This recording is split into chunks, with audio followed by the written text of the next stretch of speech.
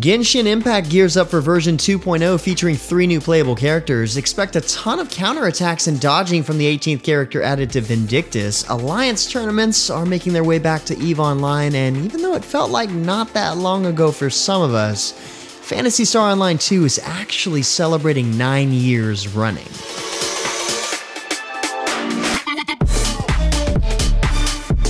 What's good, everyone? James Blonde here with your weekly recap for gaming news and announcements of the week of July 16th, 2021. And we're making up a short week last week with a load of news this week. So if you're in the market for a new MMORPG, Swords of Legends Online has officially launched in North America and Europe.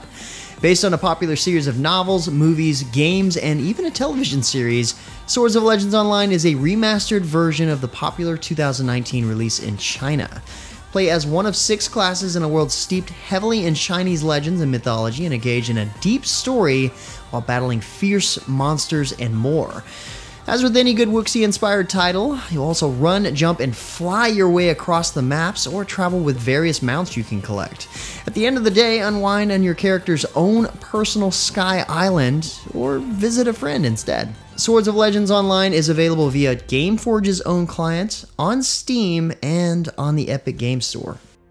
Genshin Impact fans, the wait is almost over. Version 2.0 for the popular open world title is coming on July 20th, and with it comes the new major area of Inazuma.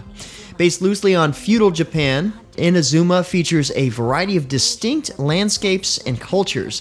The main story will take you deep into the territory, and of course, plenty of side quests also await intrepid explorers. Did we mention 3 new playable characters will be launching with this update? Kamisato Ayaka, Yoimiya, and Sayu will all become available during 2.0's run. One sought-after feature players have been waiting on is also coming. Multi-platform players can now see their progression saved between mobile, console, and PC. Look forward to improvements to character shading and the Serenetta pot with this update too. While Final Fantasy XIV Endwalker is still months away, you can get a small taste of what's to come with the benchmark tool Square Enix has released.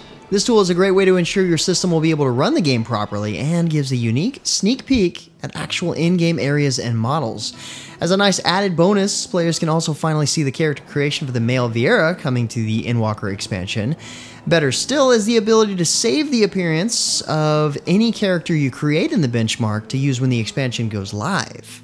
Additionally, the Final Fantasy XIV team has released a roadmap of content until the expansion goes live, with the Make It Rain campaign coming mid-July, the Moonfire Fair in August, along with the Rising later in the month, and the return of the Final Fantasy XV collaboration event in September for anyone who may have missed it the first time. Final Fantasy Endwalker is set to launch on November 23rd, with early access for pre-orders beginning on November 19th. From one big name to another, WarFrame remains one of the largest and most popular free-to-play games out there. And with its annual TennoCon coming up this weekend, it's not hard to see why. You see, developer Digital Extremes has revealed what to expect from this year's event, and it's a big one. An interactive preview of the upcoming expansion, The New War. First revealed at TennoCon in 2018, this highly anticipated expansion promises to be big for a game that's already massive in scope. Join them live on July 17th for the gameplay reveal, and you might just be able to snag yourself a Loki Prime drop, if you're lucky. The updates in World of Warships keep coming in strong, this time with Part 1 of the Dutch Warships. Tiers 4 through 9 are available for early access and offer great maneuverability and concealment at the cost of range. Higher tier ships also boast improved armor from their lower counterparts. Unique to the Dutch, however, is the ability to call in airstrikes against your opponents, which will certainly make up for their lack of range. Also included in this update are 2 new Brawl seasons and a host of updates, fixes, and changes. The update went live on Wednesday, so feel free to check it out at your leisure. The mid-season update is live in SMITE, and one could say stranger things have happened. That's right, the hit Netflix series has finally made its debut in the game with skins for Scylla, Apollo, Bakasura, and Sylvanas, representing Eleven, Hopper, the Demogorgon, and the Mind Flayer, respectively. Get the Stranger Things Battle Pass for all these skins and more, and if that wasn't enough, Conquest Mode received a huge update, and a ton of item changes and god balancing has also been done. Now is a great time to check out all of the changes.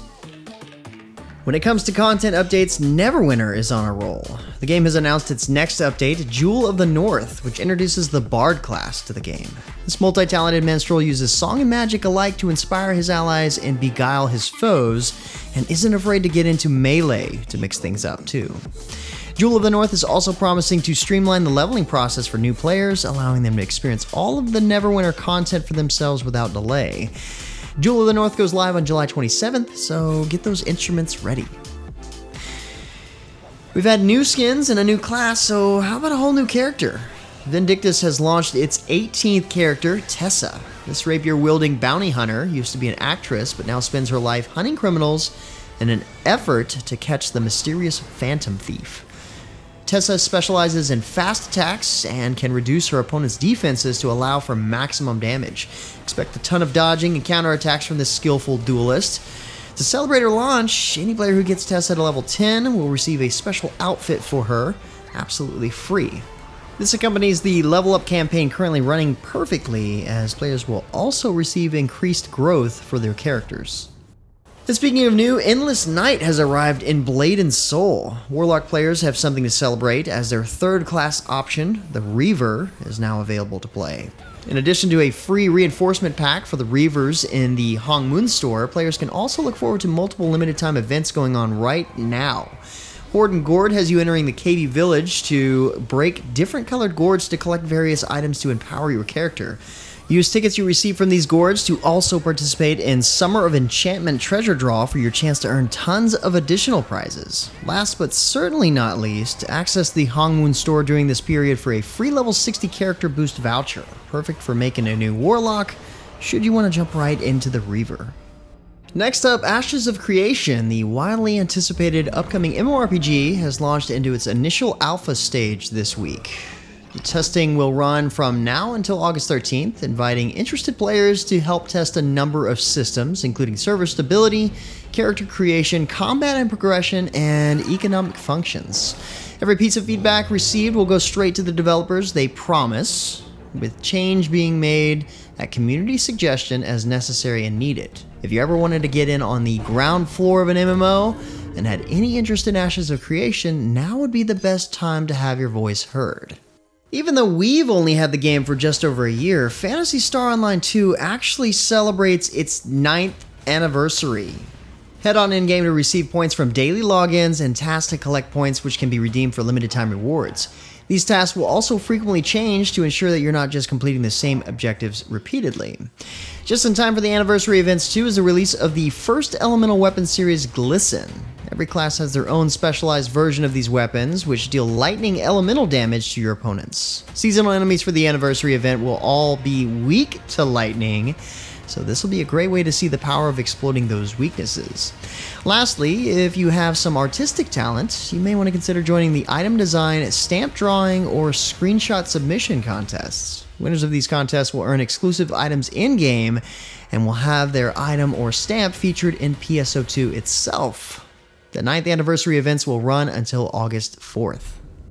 In other news, Alliance tournaments are making their way back to EVE Online, the first official tournament in the game since 2019. This popular 10v10 format hosts 32 teams battling it out to be the top alliance in all of EVE, so you know the competition is going to be fresh. Several changes have been made since the last Alliance tournament in 2018, including updates to flagships to ensure diversity, hull limitations to allow for a more varied team composition, and a mercenary role to allow established groups who don't actually play under an official alliance.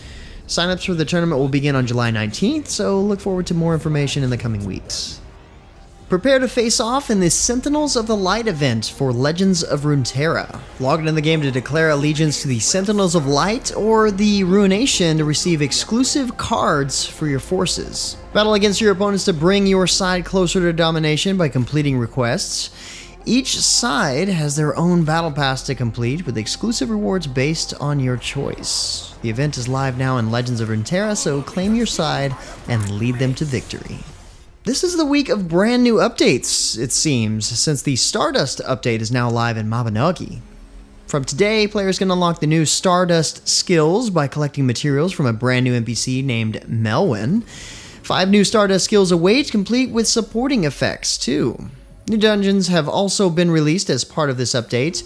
Tailtian Shadow missions will let you encounter the Let Them Fight and All-Out War content, while Tara Shadow missions have you tackling Sniper War or Shadow Realm Champion. You will also have a chance to obtain spectacular enchant scrolls by completing these 4 missions by opening the chest at the end of them.